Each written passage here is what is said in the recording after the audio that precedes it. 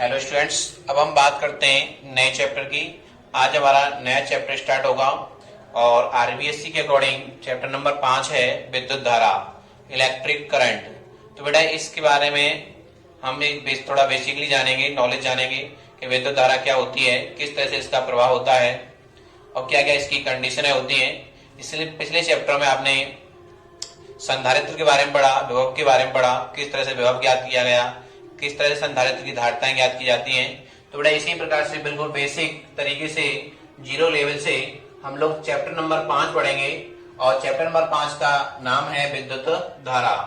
अब बेटा बेसिकली आप समझिए कि जो विद्युत धारा होती है, आप जानते हैं जैसे कोई चालक है बेटा, देखिए ये कोई चालक है हमारे पास, इसका जो एरिया है वो ए है, अनुप्रस्थ काट क्षेत्रफल कितना है, ए है, और इसकी जो लेंथ है वो है एल, कितनी है, एल।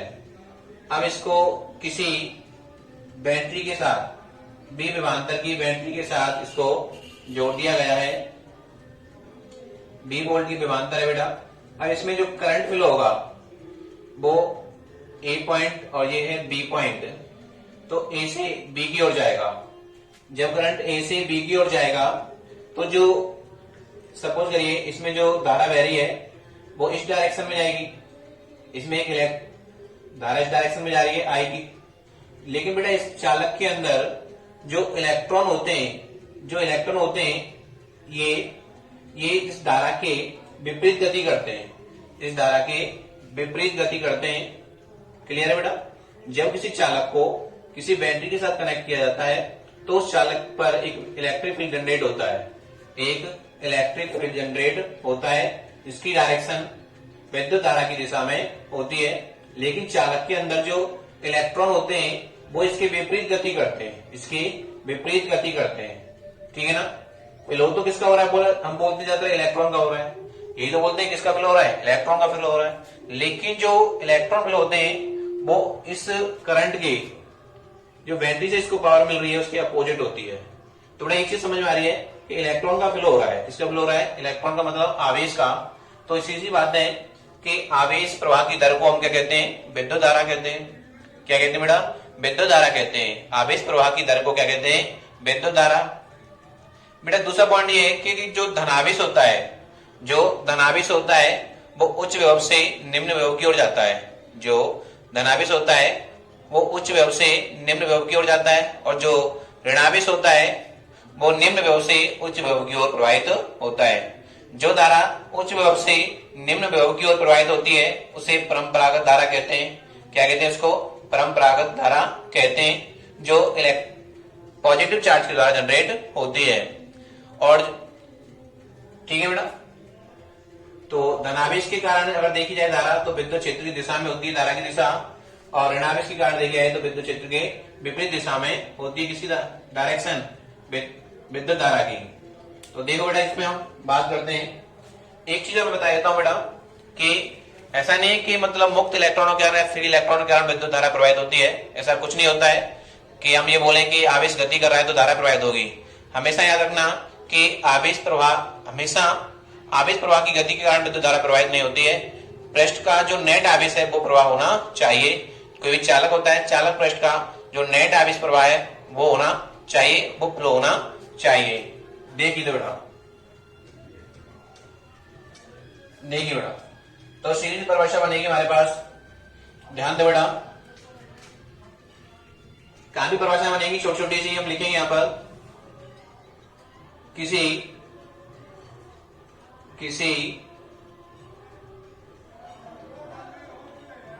किसी चालक में आवेश प्रवाह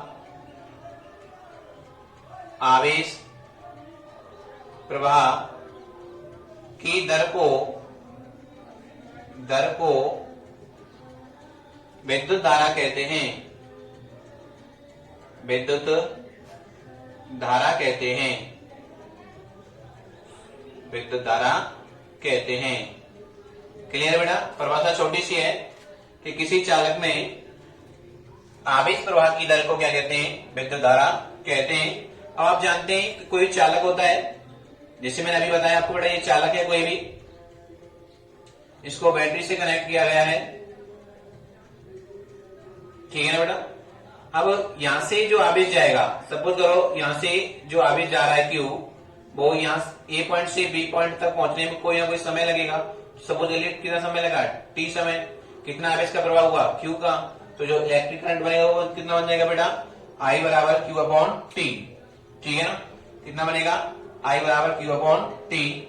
तो किसी चालक में आवेश प्रवाह की दर को हम क्या कह रहे हैं, विद्युत धारा कह रहे हैं। तो बेटा पॉइंट है हमारे पास, लिखेंगे माना किसी चालक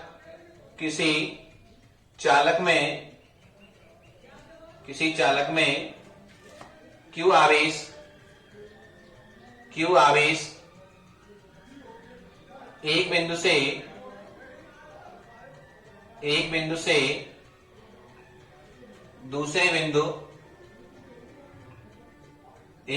दूसरे बिंदु तक आवेश, किसी चालक में आवेश क्यू आवेश एक बिंदु से दूसरे बिंदु तक जाने में टी समय लेता है, तब चालक में बहने वाली धारा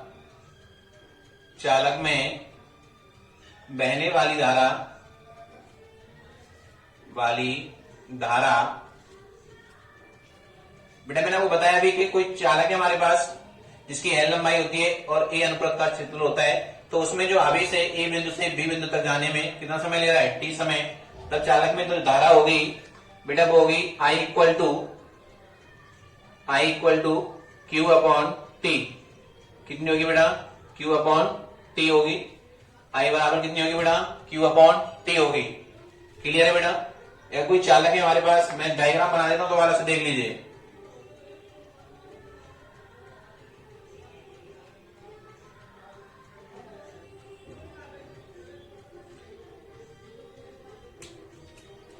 देखिए बेटा इसको,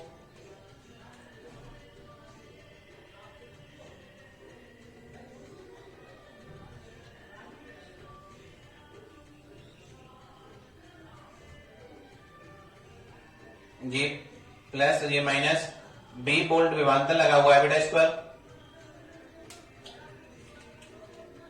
और इसकी जो लंबाई है वो एल लंबाई है बेटा इसकी, और ये ए पॉइंट है, यहां से ए पॉइंट है और ये बी पॉइंट है। तो आप जानते हैं जो विद्युत क्षेत्र की डायरेक्शन होगी वो ये वाली होगी। इस बैटरी का जो इस पर इलेक्ट्रिक फील्ड जनरेट हो रहा है उसकी डायरेक्शन ए से बी की ओर होगी, मतलब विद्युत धारा की दिशा में होगी। और जो इलेक्ट्रॉन होते हैं, ये वाले इलेक्ट्रॉन जो होते हैं वो इस डायरेक्शन में गति करेगा। और जो धारा की डायरेक्शन है, जो विद्युत धारा होगी, जो विद्युत धारा की डायरेक्शन होती है, जो आई की डायरेक्शन होगी वो इस डायरेक्शन में होगी बेटा। जो आई की डायरेक्शन है ध्यान रखना, वो इस डायरेक्शन में होगी। क्लियर है बेटा सभी का।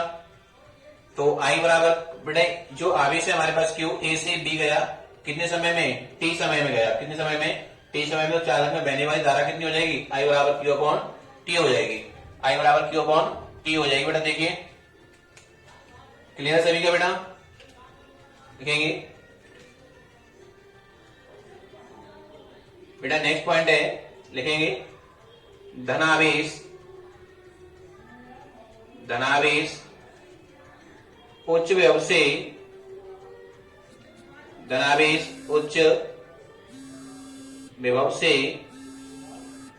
निम्न विभव की ओर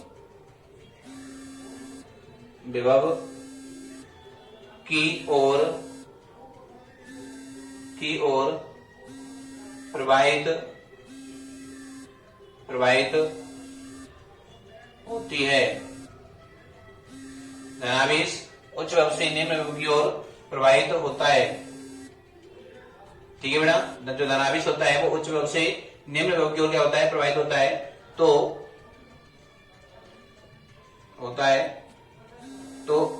धनावेश के कारण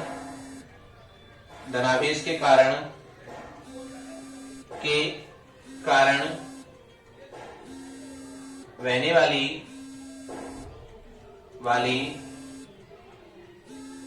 धारा को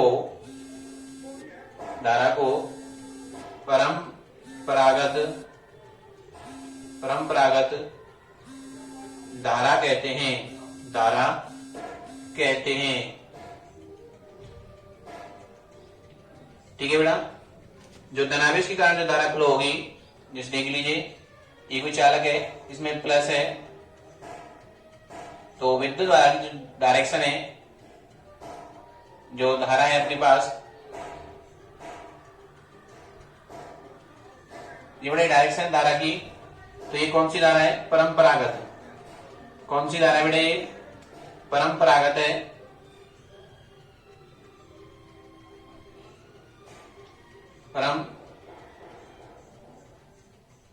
परंपरागत। ठीक है बेटा। और आप जानते हैं जो ऋणावेश होता है वो निम्न विभव से उच्च विभव की ओर प्रवाहित होता है। तो देख लीजिए बेटा, इसको लिखेंगे बेटा यहां पर,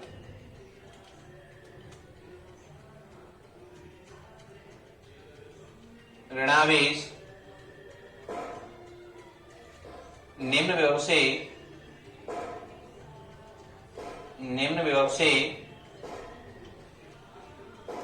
उच्च विभव की ओर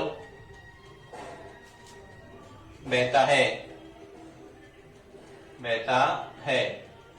ठीक है। तो बेटा जो यहाँ पे इलेक्ट्रॉन आ जाएंगे, क्या आ जाएंगे? इलेक्ट्रॉन। ठीक है ना। तो ये इलेक्ट्रॉन के कारण बहने वाली धारा होगी, धारा की डायरेक्शन ऐसी होगी और इलेक्ट्रॉन की डायरेक्शन अपोजिट होगी, इनकी अपोजिट होगी, ध्यान रखना। क्लियर है बेटा? तो ये चीज समझ में आई आपके में। ये कोई एक चालक है हमारे पास L लंबाई का, इसका अनुप्रस्थ काट क्षेत्रफल कितना है? A है, और इसमें जो Q आवेश है वो A बिंदु से B बिंदु तक T समय पहुंचता है। तो चालक में जो बहने वाली धारा बन गई वो कितनी हो गई? I बराबर Q अपॉन T। इसको बेटा ऐसे भी लिखा जा सकता है, देखिए I equal to Q upon delta T लिख सकते हैं इसको हम लोग, या ऐसे भी लिखा जा सकता है बेटा, बात करेंगे आगे समझाएंगे इसको हम लोग। ठीक है। तो परिभाषा क्या बनेगी? किसी चालक में बहने वाले आवेश प्रवाह की दर को क्या कहते हैं? विद्युत धारा कहते हैं। I बराबर होता है Q अपॉन T। जो चालक में जो धन आवेश होता है वो उच्च विभव से निम्न विभव की ओर बहता है, और जो ऋण आवेश होता है वो निम्न विभव से उच्च विभव की ओर बहता है। ठीक है। धनावेश के कारण जो धारा बहती है उसे परंपरागत धारा कहा जाता है। थोड़ा आगे देखिए,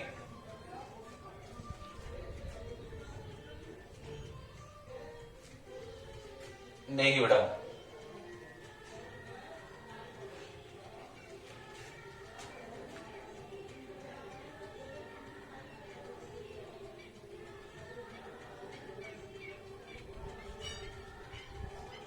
अब बात करते हैं बेटा विद्युत धारा की, लिखेंगे, बात करते हैं धारा की दिशा, डायरेक्शन की। धारा की दिशा, धारा की दिशा बेटा देखिए, अब आपने देखा था अभी चालक में ए से बी जा रहा था, जो धारा है, तो बेटा बात करेंगे विद्युत धारा की दिशा, धारा की दिशा धनावेश की दिशा में होती है। धारा की दिशा धनावेश की दिशा में होती है। बेटा जिधर धनावेश बहता है उधर विद्युत धारा बहेगी। तो दूसरा पॉइंट क्या निकल के आएगा बेटा हमारे पास कि धारा की दिशा इलेक्ट्रॉन बहने की विपरीत दिशा में होती है। धारा की दिशा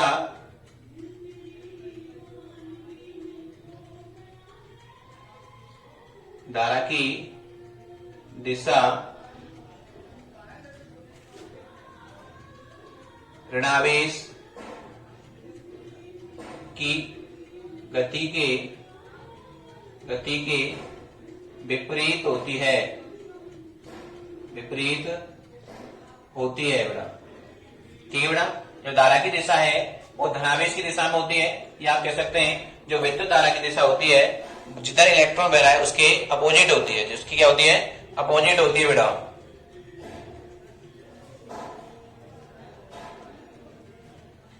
तो देखिए बेटा बात करते हैं, ये धारा की दिशा हो गई। अब कुछ बेसिक पॉइंटों की बात करते हैं। मैं आपको बताया था, नोट पॉइंट देखिए बेटा इधर,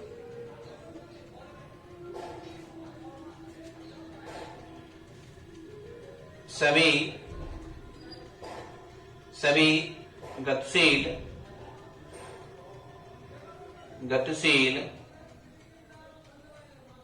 गतिशील आवेश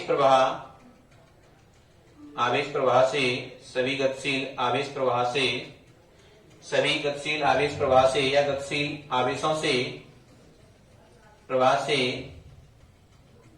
धारा नहीं बहती है।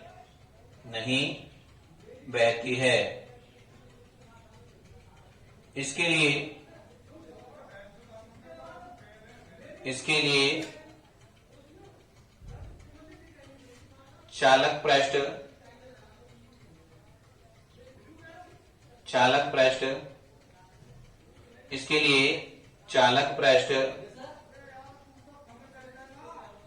लिए चालक पृष्ठ का नेट आवेश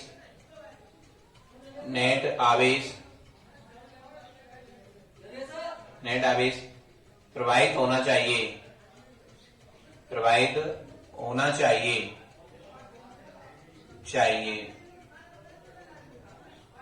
ठीक है बेटा, ऐसा नहीं कि चालक के अंदर अगर इलेक्ट्रॉन फ्लो हो रहा तो धारा फ्लो हो गई, ऐसा कुछ नहीं होता है। जो चालक पृष्ठ होता है उसका नेट आवेश प्रवाहित होना चाहिए।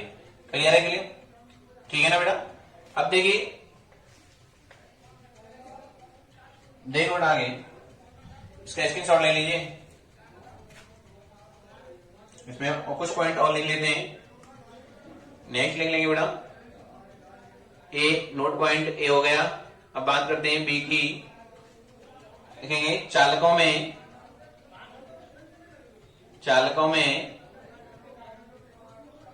में धारा, याद रखना बेटा, चालकों में धारा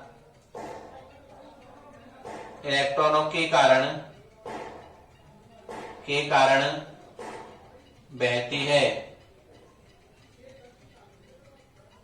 बहती है।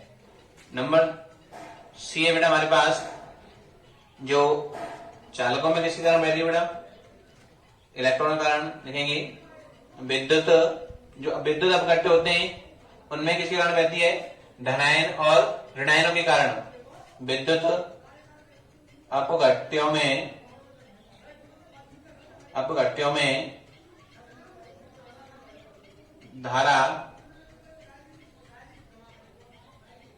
धन व ऋण आयनों के कारण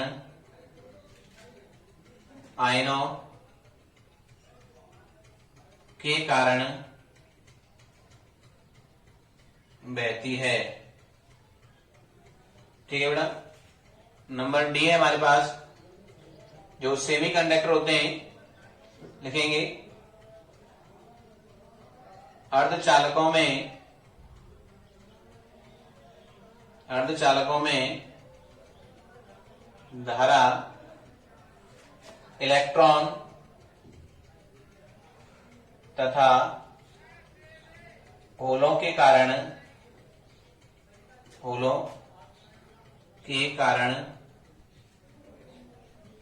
बहती है। देखना बेटा, होल क्या होते हैं? जो अर्धचालक होते हैं, अर्धचालकों में जहां से इलेक्ट्रॉन निकल जाता है तो वहां एक खाली स्थान बन जाता है। याद रखिए, अर्धचालकों में जब इलेक्ट्रॉन निकल जाता है किसी स्थान से तो वहां एक खाली स्थान बनता है। उस खाली स्थान को क्या कहते हैं? होल कहते हैं। क्या कहते हैं बेटा? होल कहते हैं। ठीक है। चालकों में किसके कारण बह रही है? इलेक्ट्रॉन के कारण, विद्युत अपघट्यों में धन तथा ऋणायनों के कारण, और अर्धचालकों में इलेक्ट्रॉन तथा होलों के कारण प्रवाहित होती है। क्लियर बेटा यहां तक? देखिए इसका स्क्रीनशॉट ले लीजिए। अब बात करते हैं अगले टॉपिक की। हमने अभी दिशा की बात की थी।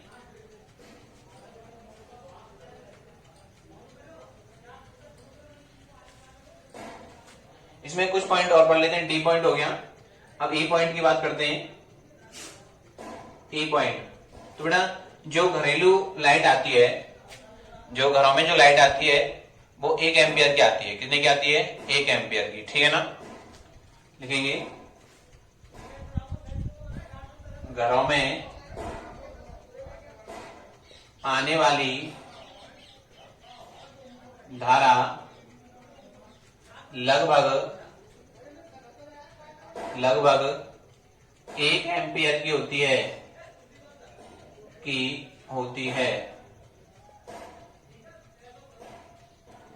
डी एफ बेटा एफ पॉइंट है हमारे पास।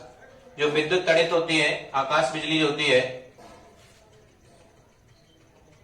आकाशीय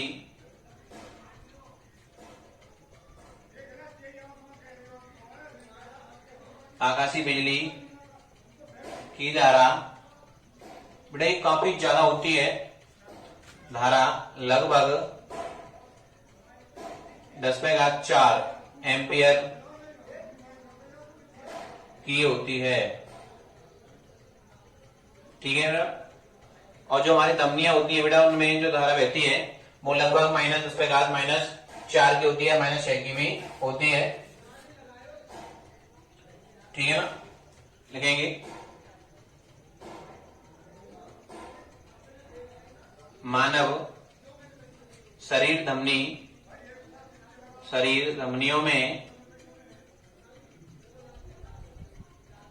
धमनियों में धारा लगभग 10⁻⁻⁶ एम्पियर की लमसम, बहुत कम होती है, की होती है। ठीक है बेटा? क्लियर है? अब ध्यान तो बड़ा था जी, कुछ बेसिक पॉइंट थे। अब हम बेटा नेक्स्ट टॉपिक पे चलते हैं। हमने जो वैल्यू निकाली अभी वो आई बराबर आई थी बेटा अपने पास Q अपॉन टी। ठीक है ना? अगर बेटा एवरेज करंट निकालना हो, हमें क्या निकालना हो? एवरेज करंट निकालना हो तो क्या करेंगे? देखेंगे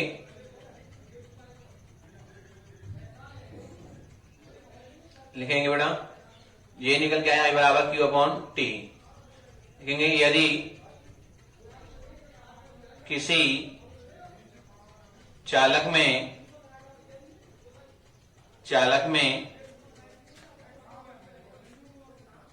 ए बिंदु से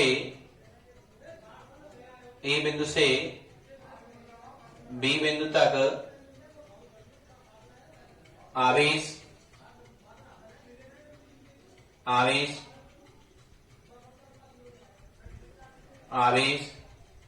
डेल्टा क्यू प्रवाहित डेल्टा टी समय में बहता है तब औसत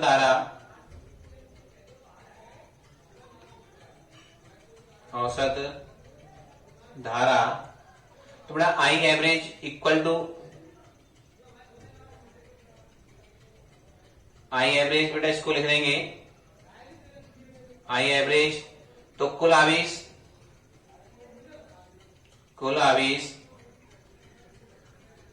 बट्टे कुल समय तो आई एवरेज इक्वल टू बना बेटा हमारे पास delta Q upon delta T. अगर क्यू आवेश प्रवाहित होता है इसको आई एवरेज लिख देंगे, क्यू अपॉन टी लिख देंगे, इसको लिखेंगे बेटा। ध्यान दो किसी क्षण टी समय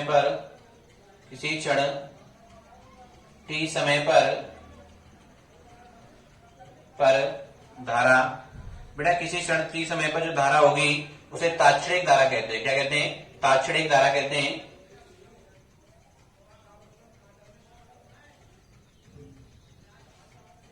तात्क्षणिक धारा बराबर बेटा हो जाएगा अपने पास जो धारा होगी, ध्यान दीजिए बेटा इधर, तात्क्षणिक जो धारा होगी वो होगी लिमिट, बेटा लिमिट लगाई जाती है, ध्यान देना इधर। Limit delta T extending 0 delta Q upon delta T. तो इसको बेटा हम लिख सकते हैं, इसको हम लिख देंगे D Q upon D T. तो तात्क्षणिक धारा की जो वैल्यू निकल के आई वो I D Q upon D T. ये चीज निकल के आई आई इक्वल टू तात्क्षणिक धारा है, ध्यान रखना, टी। क्लियर है बेटा? तो मैं रिपीट कर रहा हूं बेटा, किसी चालक में ए बिंदु से बी बिंदु तक आवेश डेल्टा क्यूब डेल्टा टी समय में प्रवाहित होता है, तब औसत धारा आई एवरेज इक्वल टू हो जाएगा कुल आवेश बटे कुल समय, I average delta Q upon delta T. इसको आप ऐसे भी लिख सकते हैं, किसी समय टी पर, किसी क्षण टी समय पर जो विद्युत धारा होगी उसे तात्क्षणिक धारा कहते हैं। इसमें बेटा क्या होता है, जो समय होता है वो जीरो की ओर चलता है, वो समय बहुत कम होता है, जीरो की ओर अग्रसर होता है। तो limit delta T extending 0 delta Q upon delta T, इसको D Q upon D T लिख सकते हैं या क्यू अपॉन टी भी लिख सकते हैं। अब बात करेंगे बेटा इसकी मात्रक और विमाओं की, और 1 एम्पियर की परिभाषा पढ़ेंगे हम लोग।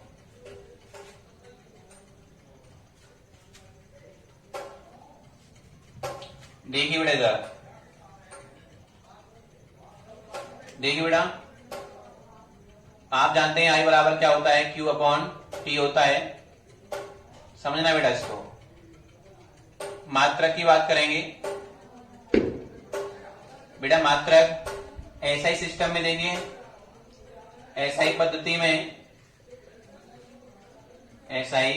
में क्या होता है, एम्पियर होता है बेटा। क्या होता है, एम्पियर या कूलम बटे सेकेंड,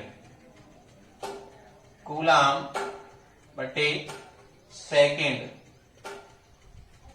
या एम्पियर होता है बेटा। क्या होता है, एम्पियर होता है। सीजीएस की बात करते हैं बेटा, सीजीएस में आ जाते हैं ईएमयू होता है, इलेक्ट्रोमैग्नेटिक यूनिट, जिसको हम क्या बोलते हैं, वायोट कहते हैं। क्या कहते हैं, वायोट, वायोट या एव एम्पियर, एव एम्पियर। ठीक है बेटा? तो बेटा एक एम्पियर इक्वल टू, ध्यान देना, 1 एम्पियर इक्वल टू होता है 1/10 एव एम्पियर। क्लियर है बेटा? ये इसके क्या हो गए, मात्रक हो गए। बात करते हैं विमा की।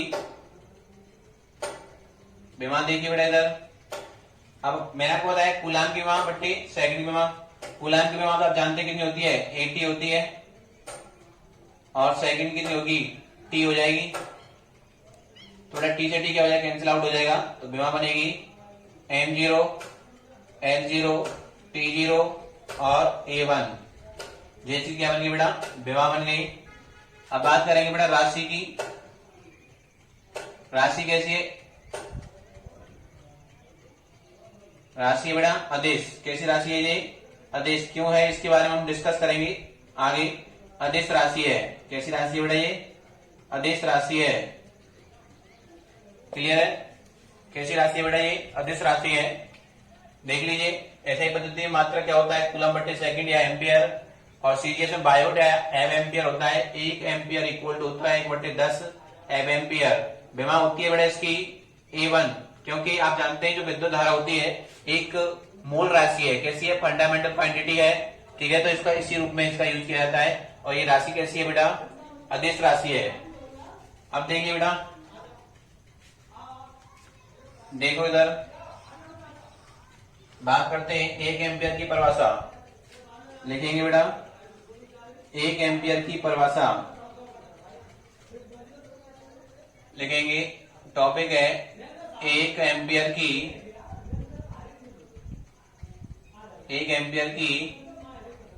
परिभाषा।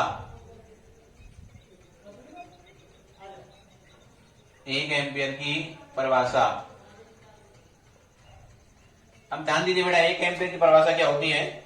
आप जानते हैं हमारे पास जो फॉर्मूला होता है I इक्वल टू बेटा कितना होता है, Q अपॉन T होता है। I इक्वल टू कितना होता है, Q अपॉन T। क्लियर है बेटा? I बराबर कितना होता है, Q अपॉन T। यदि ध्यान दो बेटा, यदि Q इक्वल टू 1 कूलम और T equal to 1 second I equal to बेटा कितना निकल के आएगा 1 एम्पियर, 1 एम्पियर निकल के आएगा। तो डेफिनेशन क्या बनेगी कि यदि किसी चालक में 1 कूलम आवेश 1 सेकंड में प्रवाहित होता है, यदि किसी चालक में 1 कूलम आवेश 1 सेकंड में एक बिंदु से दूसरे बिंदु तक प्रवाहित होता है, तो चालक में बहने वाली धारा 1 एम्पियर होगी। देखिए इधर देखेंगे, अर्थात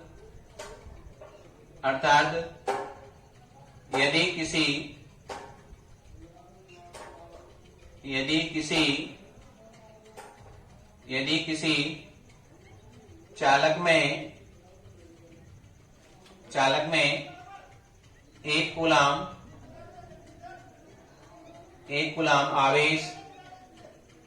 1 कूलम आवेश 1 बिंदु से दूसरे बिंदु तक 1 सेकंड में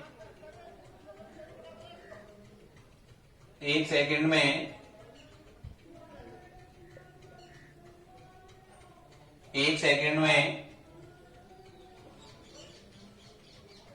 प्रवाहित होता है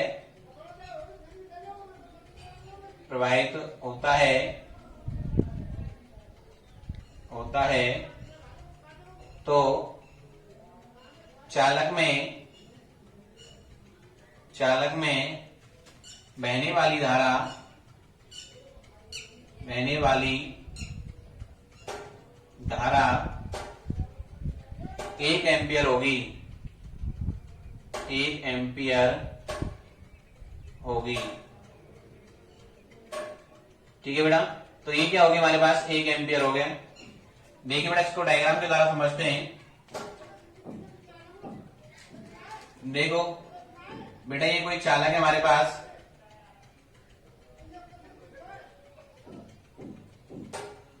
इसकी यह लंबाई है, मैं 2-3 बार बना चुका हूं इसको। इस चालक को बेटा बी बोल्ट विभवांतर से जोड़ा गया है।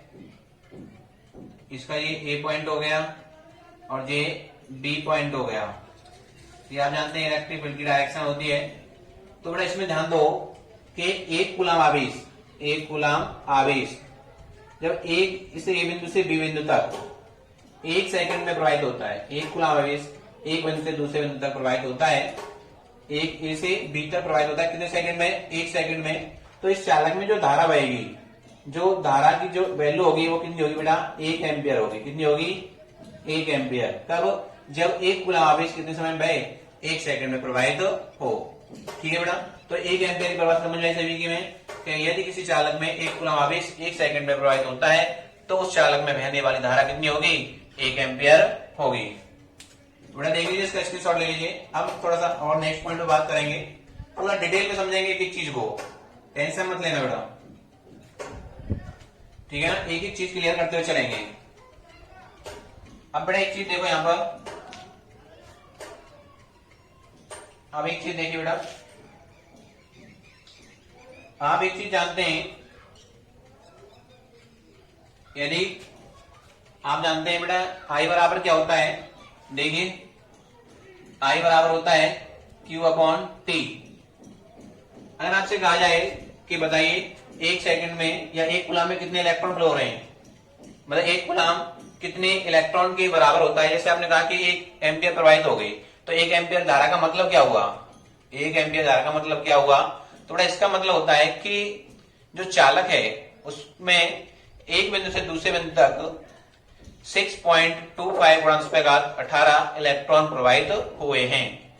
बात समझ में आई कि यार ये आपसे कहा जाए कि 1 एम्पियर का मतलब क्या है, 1 एम्पियर का मतलब क्या है, तो इसका सीधा सीधा तात्पर्य होता है कि उस चालक में बिंदु ए से बिंदु बी तक 1 सेकंड में 6.25 मतलब 6.25 गुणा 10⁻18 इलेक्ट्रॉन प्रवाहित हुए हैं। क्यों बेटा?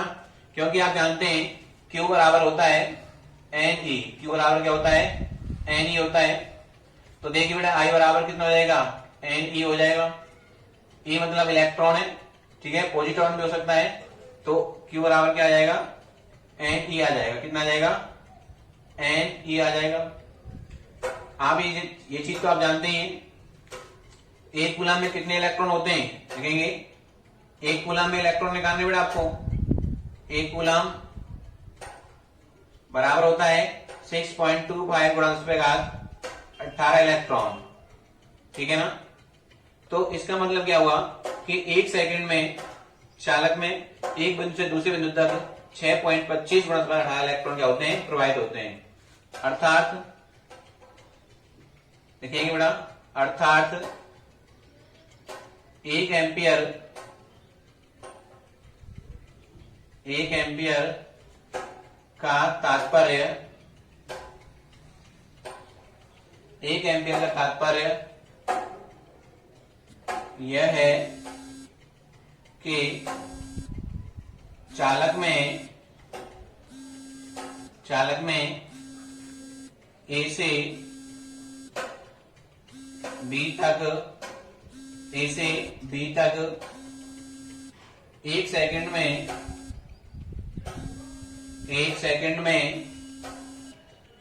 कितने सेकंड बेटा, एक सेकंड में 6.25 गुणा 10⁻18 इलेक्ट्रॉन प्रवाहित हुए हैं।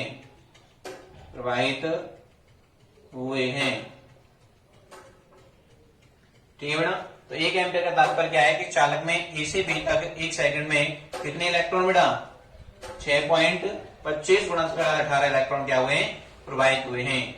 तो ये क्या निकल के आ गया बेटा हमारे पास, 1 एम्पियर का मतलब निकल के आ गया कि एक कूलम में कितने इलेक्ट्रॉन होते हैं, 6.25 गुणा 10⁻18 इलेक्ट्रॉन होते हैं, क्योंकि Q बराबर क्या होता है, Ne होता है।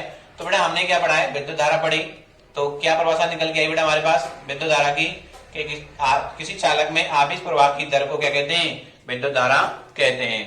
इसको किससे व्यक्त करते हैं, I से व्यक्त करते हैं। I बराबर होता है Q/T। I बराबर कितना होता है, Q/T। किसी T समय पर विद्युत धारा जिसे तात्क्षणिक धारा कहते हैं, उसे हम क्या कहते हैं, limit delta T extending 0 delta Q/डेल्टा T, तो बराबर आ जाएगा dQ/dt। क्लियर बेटा। इसके बाद ये कैसी राशि है, अदिश राशि है। मात्रा कूलम बट्टे सेकंड होता है या एम्पियर होता है। सीजीएस में बात करते हैं तो वायोट या एब एम्पियर होता है। 1 एम्पियर इक्वल टू होता है 1/10 एब एम्पियर। क्लियर बेटा। विमा होती है A1। A1 क्यों होती है, क्योंकि विद्युत धारा कैसी राशि है, एक मूल राशि है। कैसी राशि है, मूल राशि है। तो इसका ये विमा होती है वो कितनी होती है, A होती है। कितनी होती है, A। फिर बेटा हमने 1 एम्पियर की परिभाषा पढ़ी। 1 एम्पियर की परिभाषा आपने देखी कि किसी चालक में, कोई भी चालक है, उसमें एक कूलम आवेश 1 सेकंड के लिए प्रवाहित होता है, तो उसमें बहने वाली जो धारा होगी वो कितनी होगी, 1 एम्पियर होगी। कितनी होगी बेटा, 1 एम्पियर होगी। क्लियर है बेटा सभी का। तो ये क्या होगी बेटा, हमारे पास धारा का मान निकल के आ गया। अब बात करते हैं बेटा विद्युत धारा अदिश राशि क्यों है, तो इसको हम अगले वीडियो लेक्चर में बात करेंगे। Thank you for watching video.